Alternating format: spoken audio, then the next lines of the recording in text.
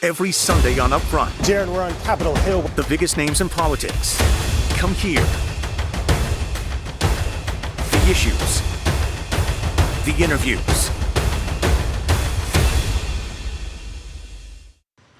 Growing security concerns this week amid fallout from last weekend's shooting in Washington, D.C. The Justice Department charging 31-year-old Cole Allen with attempted assassination.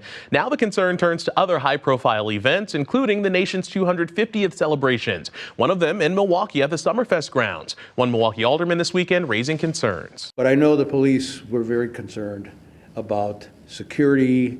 And, we are fighting a war with one of the major sponsors of international terrorism. I mean, that's just a little footnote. They have a lot of concern. Brian Dorow is a former Deputy Assistant Secretary for the Department of Homeland Security. He oversaw security for the RNC here in Milwaukee. He joins us now. Brian, welcome back to the show. Good to see you. Good to see you. Let's start looking back at last weekend quickly. There's been a ton of talk about security, a ton of talk about what happened. I'm curious, as you look from afar, what did you see and what happened? Yeah, we know that certainly security is fluid, and you hear talks about layering security. You hear talks about, I use terminology, inner perimeter, outer perimeter, inside the bubble, traffic flow. So there's different terminologies that experts will use. But the way I look at that from, just watching a video, it's troubling. It's troubling to see that the suspect was able to get into, so to speak, the inner perimeter. At the same time, we know, again, as I mentioned, they happen so fast. They're labor intensive to manage these big events. And ultimately, you saw what could have been a very, very bad outcome.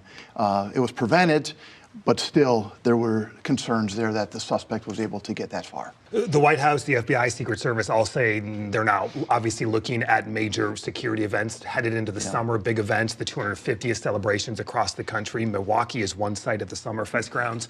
What goes into that type of planning now? You made reference to it, sir, about the RNC.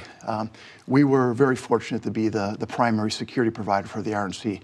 That event went without an incident. And I think moving forward, whether it's the America 250, whether it's some of these large outdoor venues, we know we have to do things differently. We know we have to do that. We saw that with the Charlie Kirk incident where you had a sniper from a long distance. We know in the security realm, in the law enforcement realm, we need to expand certainly our visual, our optics on the entire venue. And I think as these events unfold, these large open air events, it starts with a plan, understanding security is fluid, things change, but you got to keep people safe and you got to make sure you reduce the vulnerabilities. Broadly speaking, what is the security threat level for political events, especially as we look ahead, not only the midterms this fall, but the presidential election in 2028 as well? It's high. It's high. And I can give you examples. We do protect various politicians, and the threats they get nowadays are unbelievable.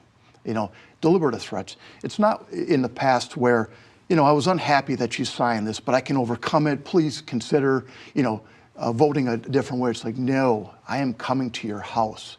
I am going to disrupt your family. So it's not just directed at the person. The unfortunate thing is now we have an extension to family members, personal households, personal vehicles. It's taken out of the public realm, and now it's all, it's part of their well-being.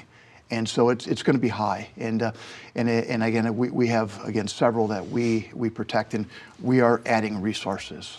We are definitely adding resources. We're minimizing open public places. When you can't control the environment entirely, that's where that vulnerability perhaps presents itself. Will candidates then be able to campaign like they have in the past, or should they be taking this into account and have these concerns? That's under discussion. I think candidates have to be careful.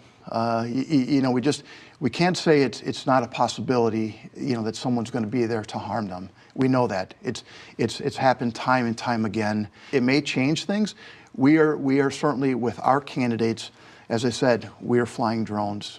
Drones are game changers in the security field. That's just one of the technologies that certainly we're embracing because it's very impactful.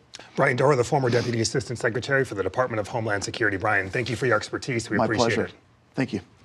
Coming up, a first look inside the new Center for Black Excellence in Culture opening this week in Madison. We're bringing you there next.